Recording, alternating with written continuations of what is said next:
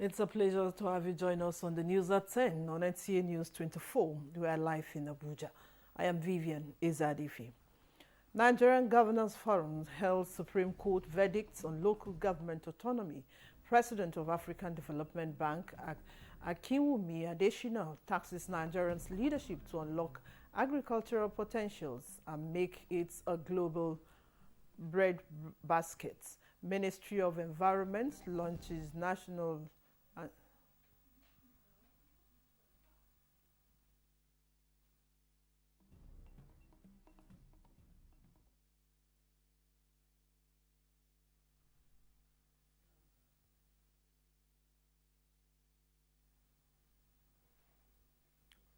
which means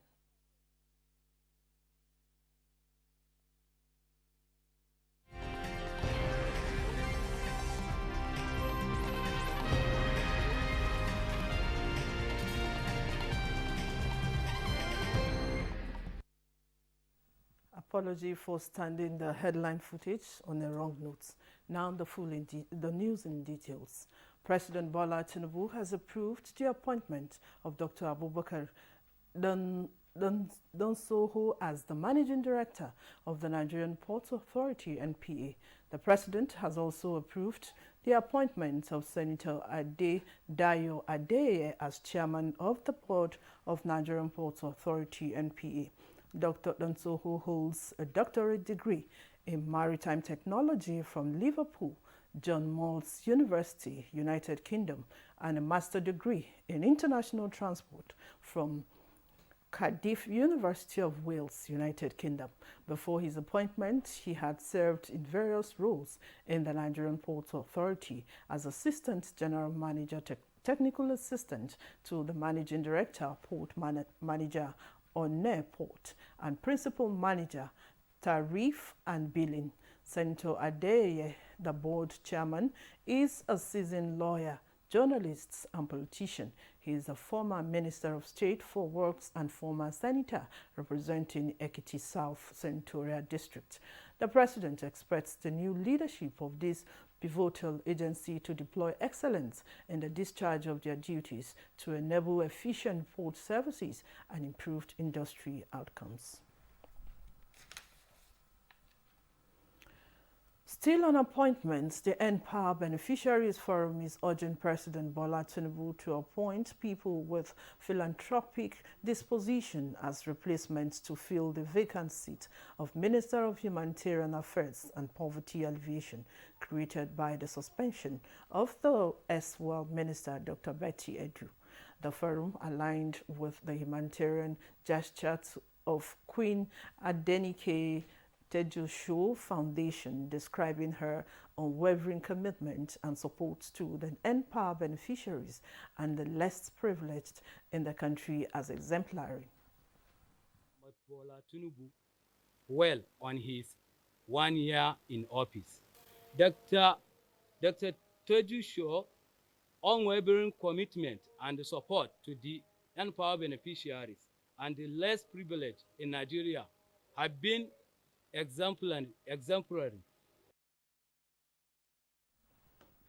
The Nigerian Governors Forum has expressed its acceptance of the Supreme Court verdicts revalidating the autonomy of local government authorities in the country.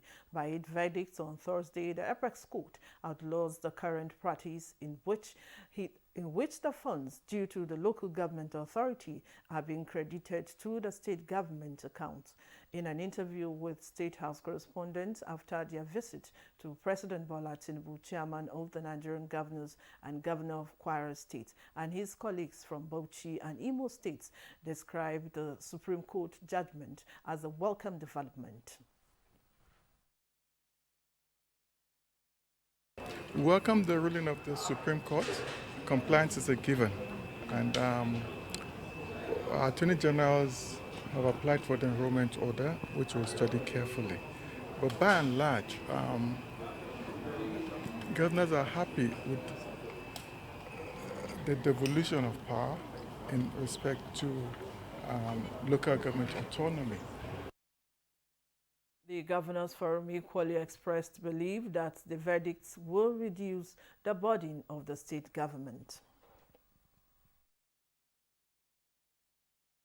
People really don't know how much states expend in bailing out local governments, and that's the issue there. It's not going to affect the states. We've never tampered with local government funds, so it's going to continue.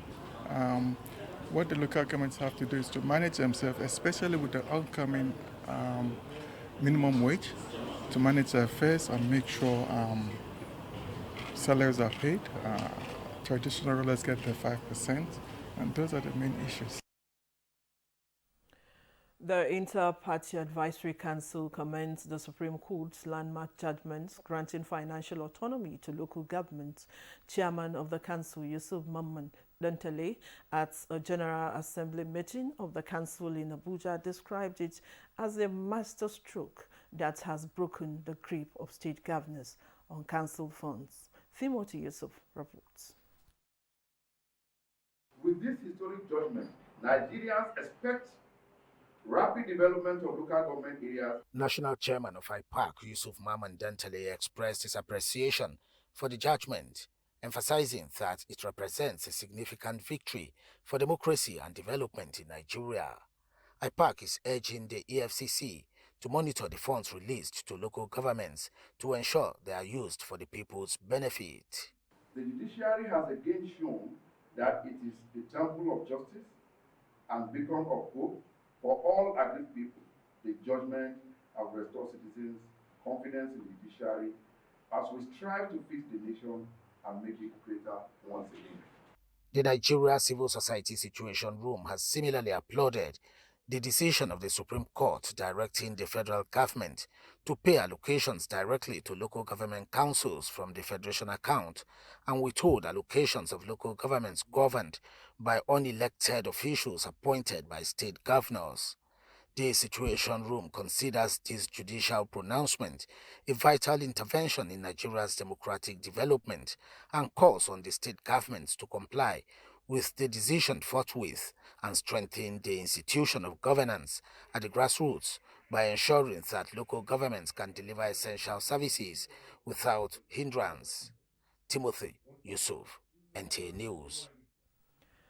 Federal government has inaugurated a presidential food systems coordination unit to control food prices and ensure policies on food security are effectively implemented. Vice President Kashim Shettima, who inaugurated the coordination unit, says state governments and development partners are part of the process. State House correspondent Abdurrahman Jibrila has more. Food insecurity, a major challenge that needs urgent attention.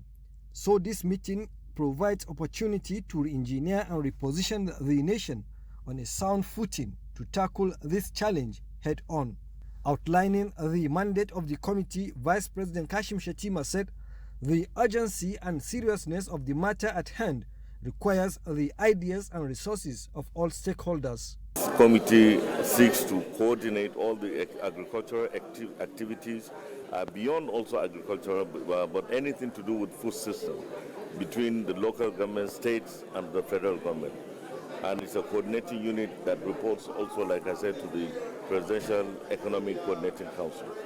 The government made reference to the Green Imperative Program, a government-catalyzed, private sector-driven agricultural industrialization program, as one initiative which the committee must work assiduously to activate and operationalize.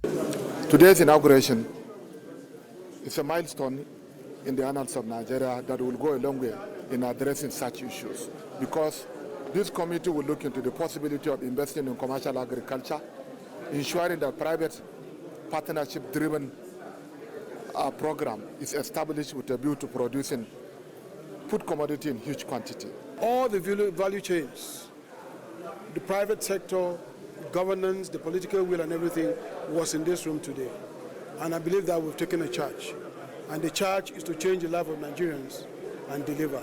Nigeria will not only be self-sufficient in food security, but it will also export. What the outcome of this will be very, very important, because at least the smallholder farmer will be able to be assisted, and also mechanization issue will come up, irrigation will come up. These are the major things we need to boost agriculture in this country. Sanade just says a hungry man is an angry man.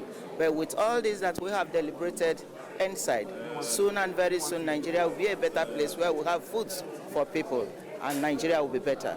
Other stakeholders at the meeting pledged their commitment to the success of all the efforts by the federal government aimed at addressing food insecurity in the country. From the State House, Abraham Jibrila, NTA News. As climate change continues to affect food security across Africa, with Russia-Ukraine war causing difficulty in fertilizer supply, the government of Nigeria and leadership of other African countries must take collective action to unlock the continent's agricultural potential to become a global breadbasket. President, African Development Bank, ADB, Dr. Akinwumi Adesina, gave the recommendation at a 3-day meeting of African primates of the Anglican Church, Kappa, in Abuja. Oluseyi Adiabo has more. In a recent World Vision report, more than 1 billion people in Africa struggle to afford a healthy diet, with a high rate of malnutrition. No less than 280 million people are said to be hungry. Providing an overview, President of the African Development Bank, Akinwumi Adesina, says food insecurity in Africa may be attributed to hunger, which is contributing almost half of children's deaths. In Nigeria alone, about 2.5 million people do not have enough to eat. Policy consistency is critical to achieve food security and food self-sufficiency. The all too frequent policy reversals and politicization of food production has hurt Nigeria and now risks permanently destroying its own agriculture. But we will continue to support Nigeria, and we will continue to do all we can to turn things around. But we must determine that we will feed ourselves with pride. Primates of the Council of the Anglican Province of Africa say their engagement is to share knowledge on religious institutions' role in agricultural investments to help drive development in the continent. We must be happy to identify ourselves as Africans. We must promote peace and discourage outside dictations and reliance. Our mission forever remains responding to the needs of the world, and there are many needs today that are emerging on a daily basis, including food insecurity. In a world filled with counterfeit gospels and false promises, we are called to be instruments of authentic life, shining the light of Christ in the darkness. The meeting with the team Council of the Anglican Province of Africa, an instrument of authentic life for Africa as Anglican primates from 15 African countries in attendance. In Abuja, Oluseyi Adiabo, NTA News. Deputy Speaker House of Representatives Benjamin Kalu has urged foreign investors to adhere to Nigerian labor laws while doing business in the country. Kalu made the call when he received a delegation from Chendon Municipal Council, China, led by the chairman of the Standing Committee of Chendon Municipal People's Congress, Wang Lumin, on a visit to the National Assembly. The Deputy Speaker assured the guests that the 10th Assembly is ready to make legislative interventions that will make the business climates in the country more investor-friendly.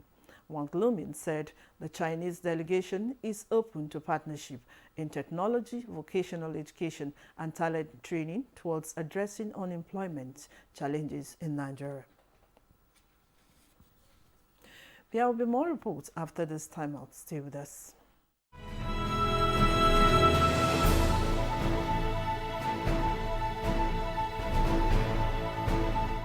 From the creeks of the Niger Delta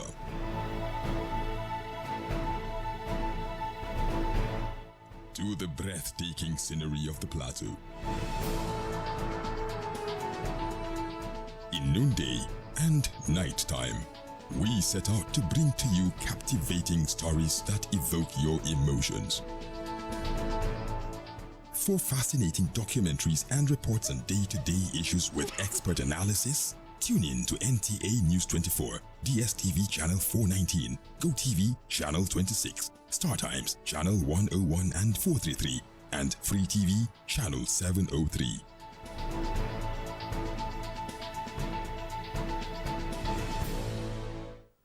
Thanks for being there. Moving on now to other stories. Nigerian Vice President Kashim Shettima has enjoined Muslims and Islamic clerics to continue to render support and prayers for the President Tinubu-led administration as it weathers through the storm to improve the lots of Nigerians. The Vice President, through his representative, made the call during the foundation laying of Nasfat Gudu Mosque, Abuja.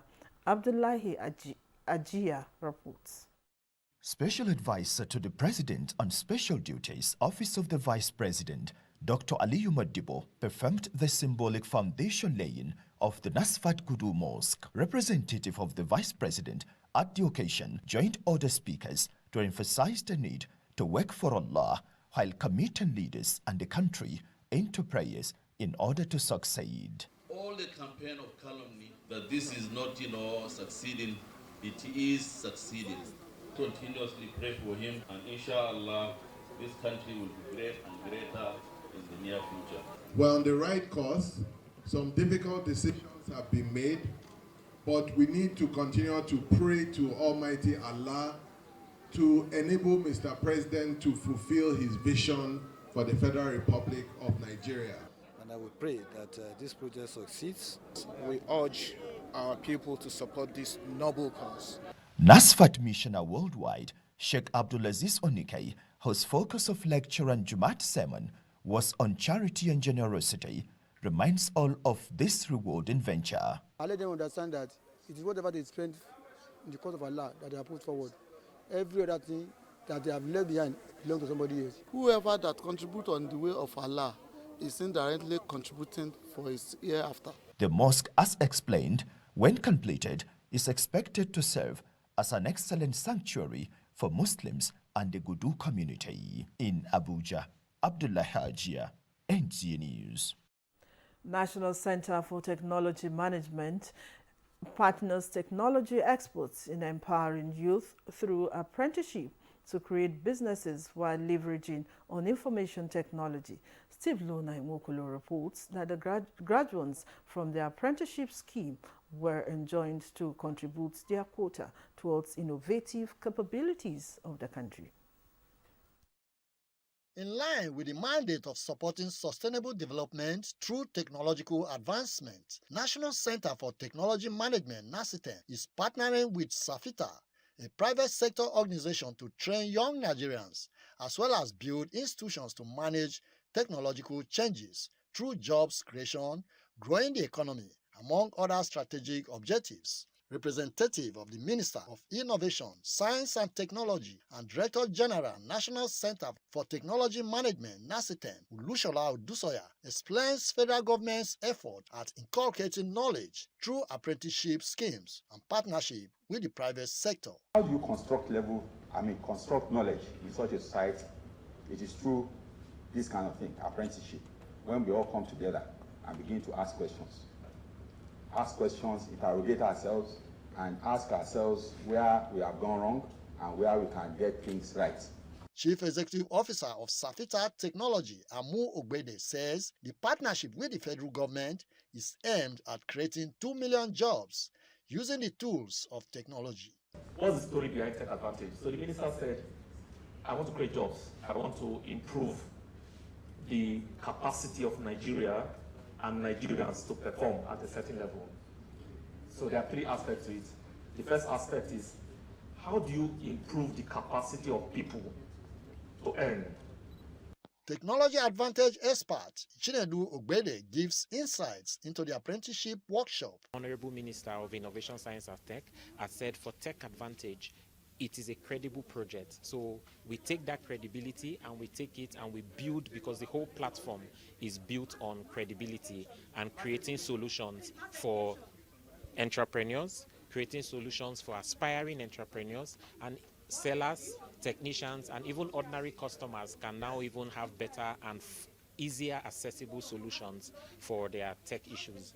NACITEM partnership with Safita is to foster effective use of technology for national development. In Abuja, Steve Lonai Nwaokolo, NTA News.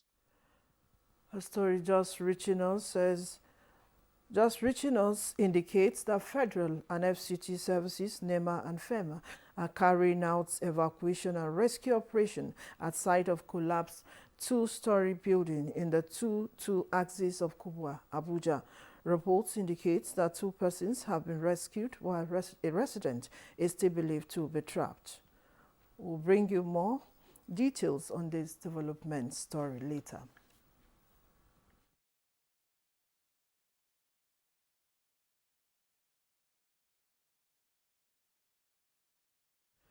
The Minister of State, Petroleum Resources, Oil, Henneke Lububri, says the federal government has approved $21 million for the metering of the 187 flow stations in the country. The minister made this known while briefing energy correspondents in Abuja. Lydia Sampson reports. Petrol flow stations, also known as fuel depots or terminals, are facilities that store and distribute petroleum products such as gasoline, diesel, and jet fuel to retailers, commercial customers, and consumers. These stations play a crucial role in the downstream oil and gas industry, ensuring the smooth flow of petroleum products to end users. Metering and measuring systems remain crucial for tracking inventory and flow rates. These, the minister said, will also deepen transparency and accountability. So it is better we go what other countries do, bring technology. It is only somebody, a government that is transparent, that will introduce the technology. Once you eliminate the human element by bringing technology, all these questions will be answered, seamlessly. So I want to assure you that government is taking very proactive steps, starting with the metering of the 187 flow stations across the Niger Delta. He's optimistic that the initiative by the federal government will provide clarity in the supply complexity and go a long way towards sanitizing the downstream petroleum sector. In Abuja, Lydia Sampson, NTA News. Resistance to previously potent antibiotics has become a major public health challenge, requiring a range of interventions, a multidisciplinary approach with over 10 million people globally at risk of death if nothing is done. As a way of eradicating the root cause of this problem, the Federal Ministry of Environment and Food and Agriculture Organization launched the Nigerian National Antimicrobial Resistance Policy for Nigeria.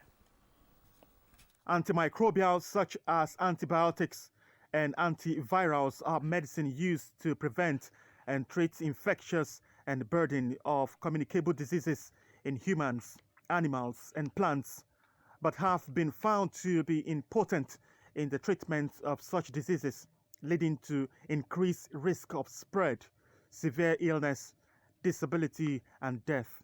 And now, Nigeria's National Antimicrobial Resistance Policy, jointly launched by the Federal Ministry of Environment and the Food and Agriculture Organization of the United Nations, demonstrates commitment to tackle this problem. It is anticipated that the implementation of the National Strategy Plan on AMI for the environment sector will add generation of data on AMI in the environment for monitoring and control of antimicrobial in the environment, and that is very important. The incorporation of AMR surveillance in the integrated National Environmental Health Surveillance System will afford us with timely alerts on AMR spread, enabling early detection of drug resistance and timely response. FAO has since 2022 partnered Nigeria in developing the microbial resistant policy, with the document aligning with FAO and Nigeria Framework 2023-2027 plan. Charles Alpha, NTA News. And that is the news at 10 on NTA News 24. Thanks for your time. Do remember to join us again at 11 for the news updates. See you then.